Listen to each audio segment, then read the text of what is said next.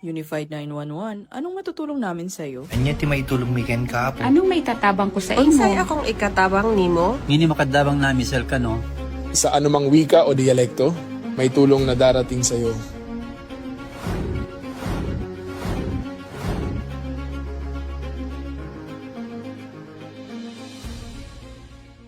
Lilingkod sa bawat Pilipino at magbibigay ng tamang impormasyon para sa tahimik at maayos na Pilipinas. Police News Network, alagad ng batas, tagapagtaguyod ng balitang pulis, sandigan ng mamamayan, patnubay ng katotohanan. La Campo Crame, maghahatid ng pinakahuling kaganapan at nagbabagang balita. Ito ang PNN Police News Network. At ngayon, ang inyong mga tagapagbalita.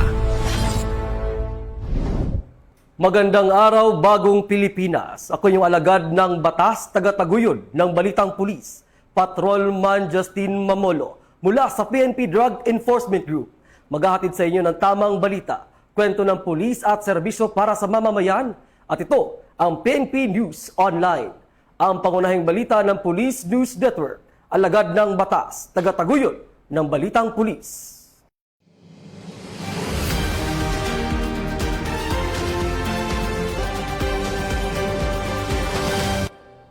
At narito ang mga balita ng hatid ng PNN correspondents mula sa iba't ibang panig ng bansa.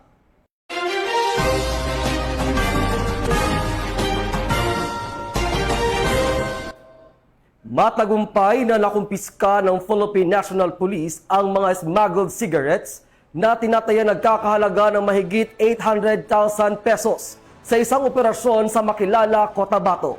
Ang buong detalye ng report mula kay Police Corporal Bernadette Camino. Na-recover ng Makilala Municipal Police Station katuwang ang Barangay Peacekeeping Action Team o BPATS ng Barangay Kawayanon, Makilala, Cotabato. Ang tinatayang 887,700 at 71 piso na halaga ng mga pinaghihinalaang smuggled cigarettes ngayong ika-11 ng Hunyo ng kasalukuyang taon. Nagsagawa ng operasyon mga otoridad bilang bahagi ng pinagting na kampanya laban sa illegal cigarette smuggling alinsunod sa Executive Order No. 26 Series of 2026. Gayun din sa BPAT Challenge 2026 at kapihan sa barangay program. Nagsimula ang insidente nang i-report ng mga opisyal ng Barangay Kawayanon sa Makilala MPS ang isang Nissan minivan na may plakang MBI 4807 na nasangkot sa isang vehicular crash at umano'y kargang mga smuggled cigarettes. Agad rumisponde ang mga pulis sa lugar at na-recover ang 2 kahon ng Fort White menthol cigarettes na nagkakahalaga ng humigit kumulang 75,000 piso mula sa sasakyan. Ang sospek ay isang 25 taong gulang na negosyante mula sa Digos City, Davao del Sur at kasalukuyang nasa kustodiya ng Makilala MPS para sa karagdagang investigasyon. Sa hiwalay na pangyayari noong hapon ng parehong araw,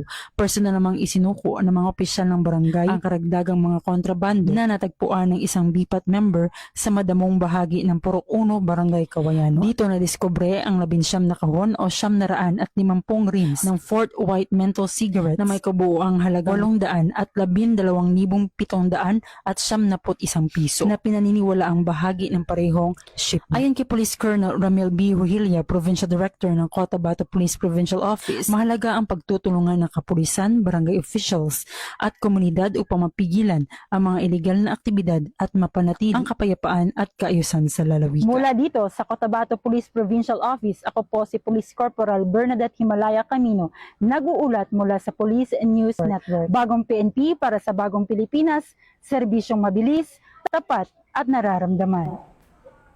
Maraming salamat, Police Corporal Bernadette Camino. Sa pinaigting na kampanya laban sa iligal na kalakaran at wildlife trafficking, 3 individual ang naaresto sa isinagawang entrapment operation sa Regional Maritime Unit NCR. Babalita yan ni Patrolman Jason Alarcon.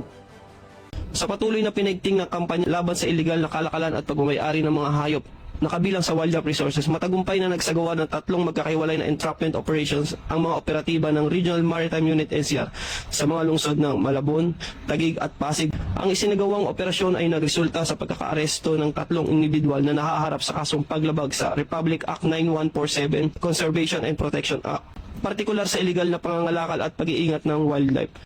Ipinakita ng matagumpay na serye ng operasyon ng matatag na pagtugon ng Philippine National Police Maritime Group sa pangangalaga ng kalikasan. Mula dito sa RMU NCR, ako ang inyong PNA News Correspondent, Pat Jason G. Alarcon. Alagad ng batas, tagataguyod ng Balitang Pulis. Maraming salamat, Patrolman Jason Alarcon. Nadiskubre ng Ilocos Sur Police Provincial Office ang isang marijuana plantation sa Sugpon, Ilocos Sur, na nagresulta sa pagkakabunot at pagsunog ng mga halamang marijuana na tinatayang may halaga ng 3.28 million pesos. Yan ibabalita ni Patrolwoman Nikki Lyra Quiñones. Muling nagtagumpay ang mga autoridad ng Ilocos Sur PNP sa kampanya laban sa ilegal na droga matapos masira ang mahigit 3.28 milyong halaga ng mga tanim na marihuana sa magkakahiwalay na operasyon sa lalawigan ng Ilocos Sur. Ayon sa Ilocos Sur Police Provincial Office sa pamumuno ni Police Colonel Agosto M. Asuncion, Provincial Director, bunga ito ng pinaigting na koordinasyon at sama-samang pagkilos ng iba't ibang law enforcement units upang tuluyang mapuksa ang mga plantasyon ng marijuana sa lalawigan. Noong Hunyo 15, nagsagawa ng operasyon ang 2nd Ilocos Sur Provincial Mobile Force Company sa Barangay Likungan, Sugpon, Ilocos Sur. Natuklasan ng mga operatiba ang isang marijuana plantation na may lawak na humigit kumulang 550 metro kwadrado na naglalaman ng 4,400 fully grown marijuana plants na may tinatayang standard drug price na 880,000 pesos. Agad na binunot at sinira ang mga ito sa lugar. Samantala, noong Hunyo 17, nagsagawa naman ng joint operation ang PNP Drug Enforcement Group Special Operation Unit 1 kasama ang iba pang operating units sa pinagtatalunang hangganan ng Barangay Likungan, Sugpon, Ilocos Sur at Barangay Takadang, Kibungan, Benguet. Sa nasabing operasyon, nadiskubre ang dalawang marijuana plantation site na may kabuuang lawak na 1,500 metro kwadrado. Umabot sa 12,000 fully grown marijuana na may kabuuang standard drug price na 2.4 milyon ang binunot at sinunog ng mga operatiba. Sa kabuuan, 16,400 fully grown marijuana na may kabuuang halagang 3.28 milyon ang matagumpay na sinira sa dalawang magkahiwalay na operasyon. Ipinapakita ng tagumpay na ito ang matatag na pagtutulungan at koordinasyon ng iba't ibang ahensya at operating units sa patuloy na pagsugpo sa iligal na pagtatanim ng marijuana at sa pagpapanatili ng ligtas at drug-free na komunidad sa Ilocos Sur. Mula dito sa Ilocos Region, ako ang inyong PNN Correspondent, Patrolwoman Nikki Lyra Quiñones, nagbabalita para sa Police News Network, alagad ng batas, tagataguyod ng Balitang Pulis. Maraming salamat, Patrolwoman Quiñones. Umabot sa 1,200 katao na naapektuhan ng lindol ang nabigyan ng tulong sa isinagawang relief at medical outreach program ng Police Regional Office 11 sa Davao Occidental. Babalita yan ni Patrolman Jack Nicojan Guba. Matagumpay na nagsagawa ng ikalawang batch ng relief operation at medical outreach ang Police Regional Office 11 para sa 1,200 pamilyang napektuhan ng magnitude 7.8 na lindol sa Barangay Calbay, Jose Abad Santos, Davao Occidental noong Hunyo 17, taong kasalukuyan. Ang nasabing aktibidad ay pinangunahan ni Police Brigadier General Leon Victor 07, Regional Director ng PRO 11, katuwang sina Police Colonel Antonio D. Alberio Jr., Chief Regional Community Affairs and Development Division, Police Lieutenant Colonel Elinor Bautista, OIC, Regional Medical and Dental Unit 11, at Police Colonel Sherwin M. Butil, Provincial Director, Davao Occidental Police Provincial Office. Habang isinasagawa ang nasabing relief operation, ang PRO 11 ay nagbigay ng mga relief goods naglalaman ng bigas, kape, asukal, mga canned goods and noodles, maging mga hygiene kits na may lamang toothbrush, toothpaste, tissue, sabon at mga sanitary napkins. Meron ding ipinamahagi na libreng lugaw o arroz-galdo ang PRO 11 alinsunod sa programa ni Police Brigadier General Rosete na tinawag na Libreng Palugaw sa Katawhan. Habang ang Regional Medical and Dental Unit 11 naman at mga doktor mula sa Camp Sergeant Quintin M. Merecido Hospital, katuwang ang mga doktor mula sa DOH na pinangungunahan ni na Dr. Efraim Joseph T. Falconet at Miss Samsia Sandukan, ay nagsagawa naman ng health assessment, medical consultation, distribution of essential medicines at mental health lecture. Patuloy na naninindigan ang PRO11 sa pagbibigay ng maagap at makataong serbisyo upang makatulong sa pagbangon ng mga pamilyang naapektuhan ng kalamidad at matiyak ang kanilang kaligtasan at kapakanan. Ako ang iyong PNN correspondent, Patrolman Jack Dicojan Cuba. Alagad ng batas, tagataguyod ng balitang pulis. Ito ang bagong PNP para sa bagong Pilipinas. Serbisyong mabilis, tapat at nararamdaman. Maraming salamat, Patrolman Guba. Sa pinaigting na kampanya laban sa kriminalidad, isang suspect na may kinakaharap na kasong karnaping ang naaresto ng mga otoridad sa isinagawang operasyon sa Maitom, Sarangani. Babalitayan ni Patrolwoman Rosalie Umalay. Matagumpay na naaresto ng pinagsanib na puwersa ng kapulisan ang isang lalaki sa isinagawang operasyon sa sitio Manga, Barangay Pinol, Maitom, Sarangani Province noong gabi ng Hunyo 19 taong kasalukuyan. Kinilala ang naaresto na si alias Jagan, 18 anyos, at residente ng nasabing lugar. Bandang alas 10:57 ng gabi, nang matagumpay na maisilbi ng mga operatiba ang warrant of arrest laban sa akusado matapos itong positibong matukoy at mamataan sa nasabing lugar.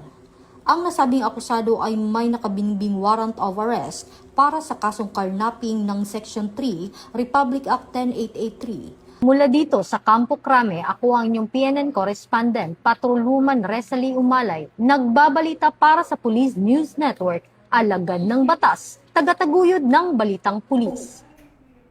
Maraming salamat, Patrolwoman Umalay. At yan ang mga balitang nakalap ng ating PNN correspondents mula Luzon, Visayas at Mindanao.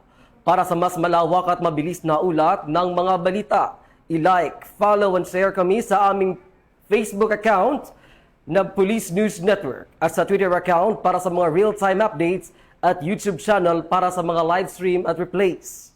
Manatiling mapabatyag at laging alam ang totoo.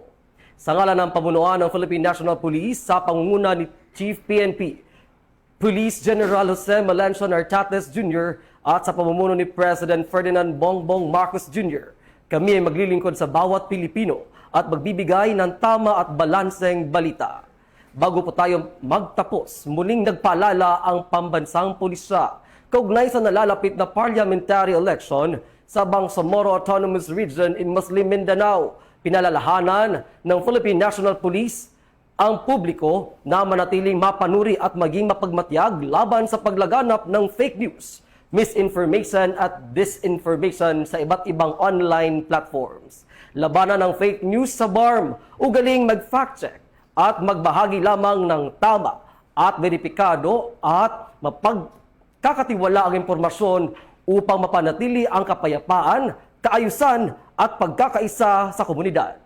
Mula rito sa tanggapan ng tagapag-ugnay ng pambansang pulisya, ako ang inyong alagad ng batas, tagataguyod ng balitang pulis, Patrolman Justin Mamulo. Mula sa PNP Drug Enforcement Group, maghahatid ng tamang balita, kwento ng pulis at serbisyo para sa mamamayan, at ito ang PNP News Online, ang pangunahing balita ng Police News Network.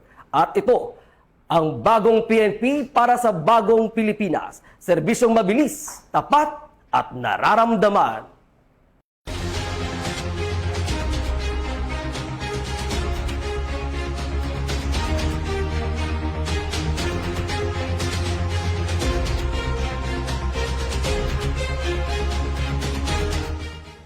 Police News Network, alagad ng batas, tagapagtaguyod ng balitang pulis.